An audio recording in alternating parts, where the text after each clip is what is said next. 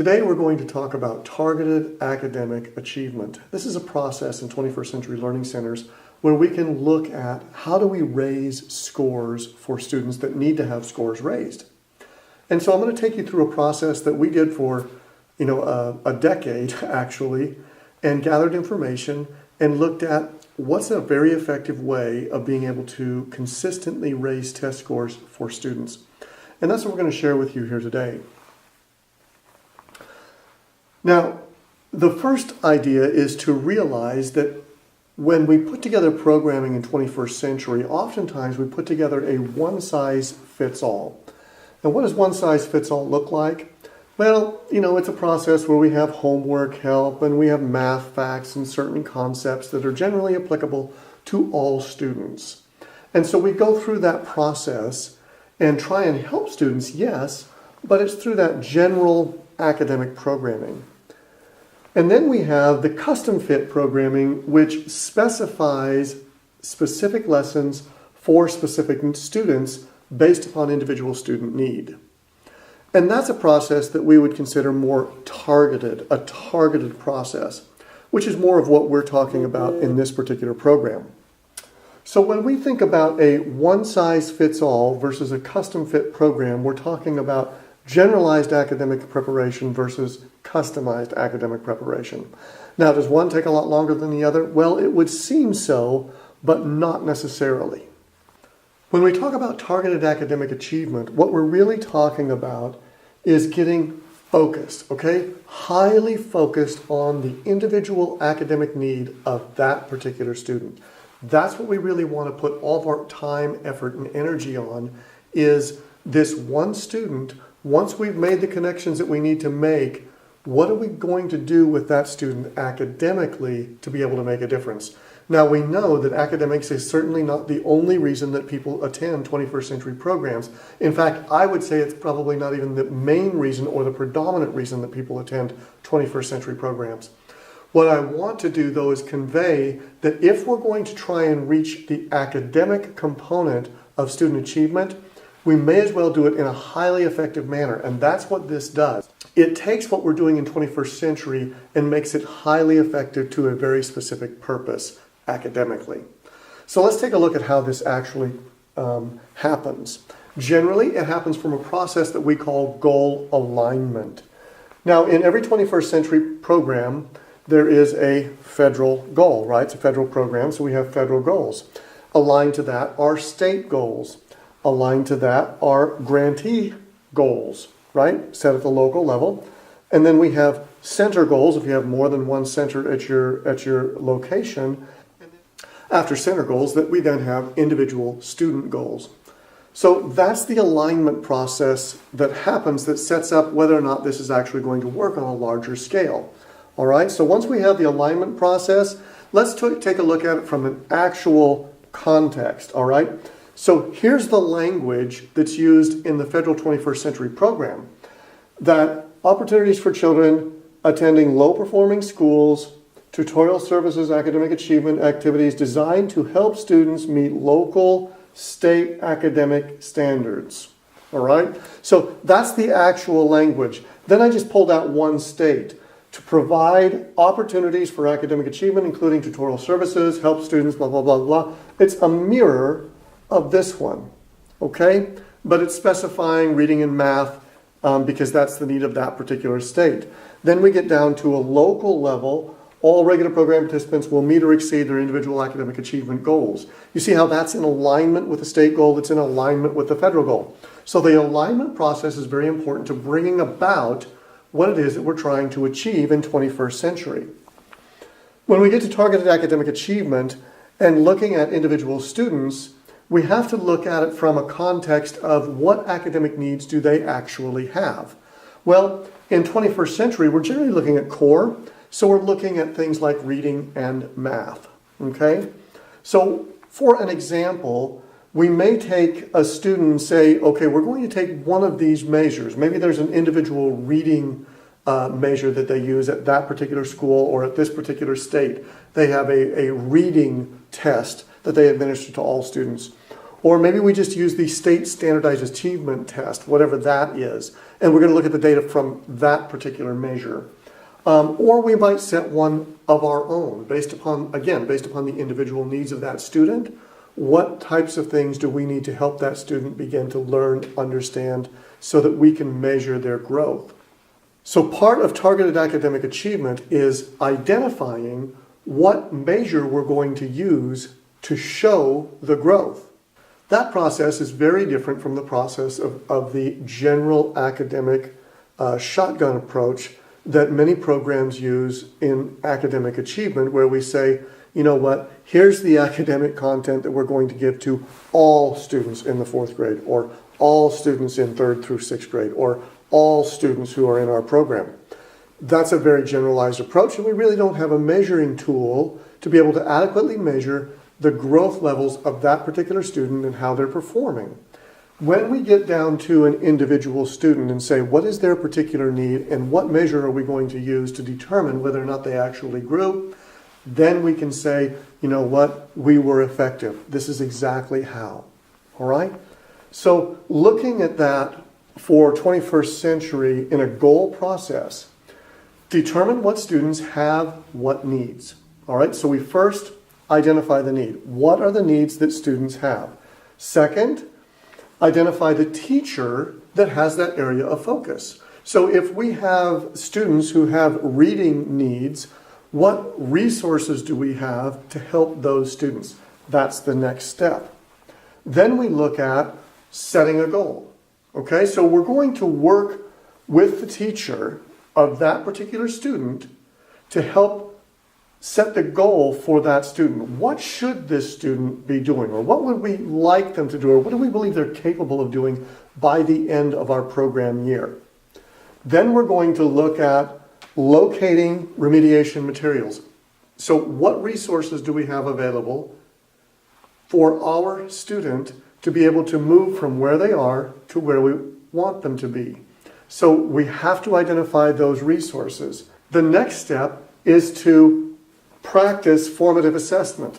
So we don't just give a material, we have to continually see, okay, how are we doing, how are we doing, how are we doing? How do we continue to progress through this process?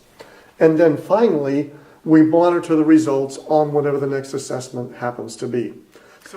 So do you see how this process flows right along the program year, and the child is exposed to things that they absolutely need with the idea in mind from the very beginning? We're looking at how are we going to, with the idea in mind from the very beginning, that we're looking at how are we going to affect change, positive change, with this student in this topic that's going to reflect on this assessment. So that's the process that we're using throughout. So let's look at this from an example of a standardized test. So if we were going to use a state standardized test as our measure of achievement, and we're going to look at how is that actually configured. Well, most all standardized tests are configured in the same way. We have a subject area, for instance, math, and in that subject area, it's broken down into separate identifiable objective areas or goal areas, however it is that your specific test is named. And then reading and language perhaps, and science, and everybody has a different configuration on that, but essentially it comes back to the same thing. We're looking for very specific topics within a specific subject. And so if we can break down a student's score to be able to demonstrate this is the area or the strand that we're looking at. Now, one of the reasons that we know that targeted academic achievement works is because we narrowly focus on what it is that we're looking for. So we're not going to try and affect all of math or all of reading, for example. We're going to pick only one of those areas. So the reading process, perhaps that's the area that this particular student needs to focus on. So we're going to pick reading process, and everything that we do throughout that entire program year is going to be focused on reading process. Why? Because that's the area that the student most needs us to concentrate on. And because we know how certain academic subjects work, we know that if we improve in this one area, every other area is going to improve as well. And so we want to begin to focus on how can we make a positive difference? Well, we generally can't make a positive difference if we try and focus on too many things at one time. So that's why we suggest in targeted academic achievement that we narrow that focus to only one topic area, and we utilize the test measures that we already have in place to identify what that one area should be. So looking at this then, we would look at a process of setting goals. When we look at that process of setting goals, for example, in this one student right here, and I realize that this is probably difficult for you to read, but we see here is a student's math areas, okay? And here are all the separate goal areas that we just talked about are broken down. And then underneath those even are specific performance objectives of those goal areas. So we look at that and we say, well, which one is this student in greatest need of? And we do that by the test scores, but in cooperation with a regular classroom teacher.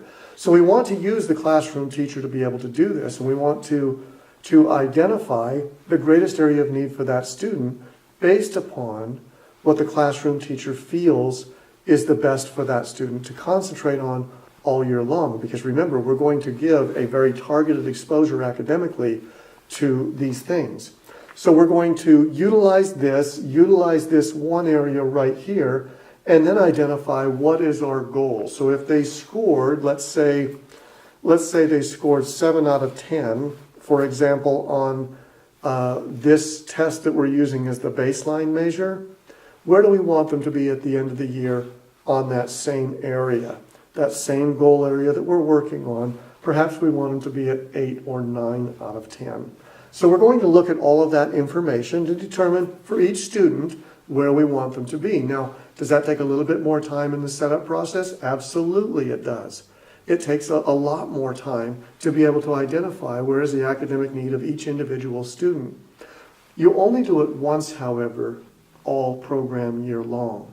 We're not constantly going back and changing this. We're only focusing on that one area. Again, we realize the power of affecting that one area of greatest need and how that spills over into all of the other academic areas that exist. Then we look at what are the performance objectives that are going to actually make a difference in moving this student from where they are to where they need to be. So we may have chosen concepts and language of algebra and functions, and we're going to take each of these performance areas, each of these objectives, and begin to work on those things to be able to affect this score or where we want them to be toward the end of that process. And so again, we're just taking, this is an example of using the standardized measure, but it's taking whatever measure and saying, where is the student now? Where do we want them to be? And what has to happen in the interim to get them from point A to point B, or where we need them to be. Okay, and that's how that works. So when we look at any type of standardized measure, that's kind of the process that we go through, and we look at those measures from point A to point B. Now, when we look at the information, we look at the data, and we look at the data over a period of time, we can see that students who were exposed to targeted academic achievement, over time, those students did much better than their counterparts who were not exposed to this type of learning environment. So when we look at participants in blue versus non-participants in green, the ones who were in blue, it shows their scores 5.09 versus 4.24 in a growth rate in the subject reading. When we look at math, 5.67 versus 5.09. When we look at language, 4.74 versus 4.19. These are growth rates of students who are in 21st century programs, who are using targeted academic achievement, versus students who are not enrolled in those 21st century programs and are not having that exposure. So we can see that there is a very effective process in using this methodology in helping students to achieve raising test scores or whatever academic achievement is needed for that particular student. So thank you for taking the time to watch this. I hope it was meaningful to you. I hope you understand a little bit better what targeted academic achievement is all about and what the growth process is all about for a student. Again, to review, all we're really trying to do is help a student move from where they are to where we want them to be, but being very focused on how that process happens. Thank you very much for watching this video. Please know I very much appreciate the work that you all do with students every single day. That's where the biggest difference is made, and we appreciate the efforts that you make on behalf of students everywhere. Thank you.